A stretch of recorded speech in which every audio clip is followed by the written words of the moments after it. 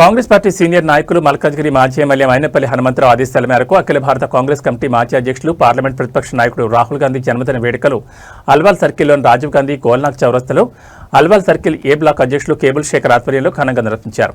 ఈ సందర్భంగా అల్వాల్ సర్కిల్లోని 6 డివిజన్ల కాంగ్రెస్ శ్రేణుల మధ్య కేక్ కట్ చేసి సంబరాలు జరుపుకున్నారు. ఈ సందర్భంగా రాహుల్ గాంధీ నిండు నూరేళ్లు ఆయురారోగ్యాలతో ఉండాలని, భవిష్యత్తులో ప్రధాని కావాలని ఆకాంక్షించారు. ఈ కార్యక్రమంలో కాంగ్రెస్ నాయకులు నిమ్మ అశోక్ రెడ్డి, సిఎల్ యాదగిరి, మల్లెల శివ, కృష్ణగౌడ్, శ్రీశైలం యాదవ్, నాగేశ్వరరావు, దిడ్ల స్వామి, బల్వంత్ రెడ్డి, శ్రీనివాస్ గౌడ్, సంపత్ యాదవ్, వెంకటేష్ గౌడ్, శివకుమార్, నరేష్, బబిత, వీనస్ మేరీ, పద్మ, లక్ష్మి, నిర్మల, లావణ్య, సుకన్య, రమ తదితరులు పాల్గొన్నారు. డివిజన్ల కాంగ్రెస్ కుటుంబ సభ్యులు, నాయకులు, కార్యకర్తలు అందరూ ఘనంగా అల్వాల్ రాజీవ్ గాంధీ విగ్రహం దగ్గర రాహుల్ గాంధీ జన్మదినోత్సవం జరుపుకున్నందుకు అందరికీ, కార్యకర్తలకు మరి నాయకులకు అందరికీ ధన్యవాదాలు. ఆయన రేపు పార్లమెంటు మెంబరు ప్లస్ ప్రతిపక్ష నాయకుడు. రేపు ఆయన కాబోయే ప్రధాని కావాలని మేము అల్వాల్ సర్కిల్ తరఫు నుంచి అందరము కోరుకుంటున్నాము. ఈ అవకాశం నుంచి ధన్యవాదాలు. సర్కిల్ లోపల భారతదేశం మొత్తం కూడా, యావత్ భారతదేశం లోపల కూడా ఈరోజు రాహుల్ గాంధీ యొక్క జన్మదినం యొక్క వేడుకలు చాలా ఘనంగా జరుగుతున్నాయి. అందులో భాగంగా మైనపల్లి హనుమంతరావు అన్న గారి ఆదేశాల సారం, ఇక్కడ లక్ష్మీకాంత్ రెడ్డి గారి యొక్క ఆదేశానుసారం మేము ఇక్కడ సర్కిల్ లోపల మొత్తం ఇక్కడ ఉన్నటువంటి అల్వాల్ ప్రాంతం లోపల ఉన్నటువంటి అన్ని డివిజన్ల వాళ్ళు కూడా వచ్చి చాలా ఘనంగా ఈ జన్మదిన వేడుకలను జరుపుకొని అందరం కూడా కేక్ కట్ చేసి రాహుల్ గాంధీ జన్మదిన సందర్భంగా పంచుకొని మిఠాయిల పంపకం జరిగింది. రాహుల్ గాంధీ గారు అంటే మనకు సోనియా గాంధీ, రాజీవ్ గాంధీ గారి యొక్క కుమారుడు. సోనియా గాంధీ, రాజీవ్ గాంధీ యొక్క వివాహం 1968లో జరగగా 1970లో రాహుల్ గాంధీ జన్మించిన తర్వాత సుమారుగా అంటే వారి యొక్క ఫ్యామిలీ, కాంగ్రెస్ యొక్క కుటుంబం, వారి యొక్క నానమ్మ, వాళ్ళ ఆత్మ రక్షణ లేకుండా కూడా వాళ్ళ యొక్క సెక్యూరిటీ వాళ్ళే కాల్చేయడం జరిగింది. తర్వాత పెరంబదూర్ లోపల పనిచేస్తున్నటువంటి సందర్భం లోపల అక్కడ బహిరంగ సభ లోపల రాజీవ్ గాంధీ గారు మరణించడం జరిగింది.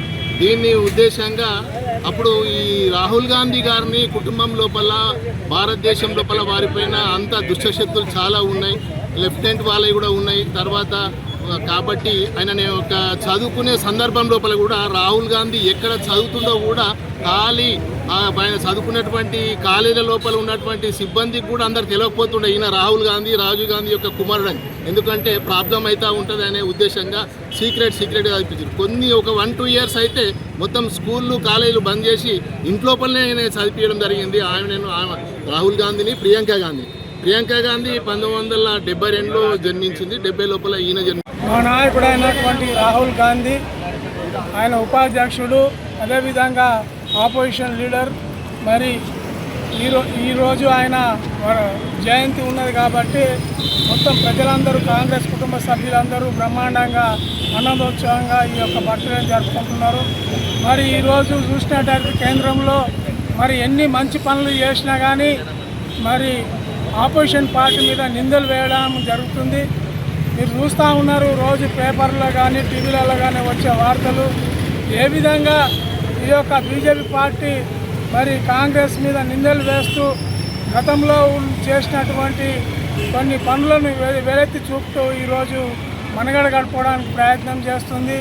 అదేవిధంగా ఓటు చోరీ పద్ధతిలో మరి ఈరోజు ఎన్డీఏ ప్రభుత్వంలో చేర్పించుకోవడానికి అనేక కుట్రలు చేస్తూ మరి ఈ ఇండియా కూటమిలో నుంచి ఎంపీలను కొనుగోలు చేస్తూ మరి ఆ యొక్క మెజార్టీని చూపించుకోవడానికి, రేపు రాబోయే ఎలక్షన్లో గెలవడానికి దొంగ పద్ధతిలో వాళ్ళు చేస్తున్నారు. కాబట్టి దీన్ని ఈ సందర్భంగా తీవ్రంగా ఖండిస్తూ ఉన్నాం.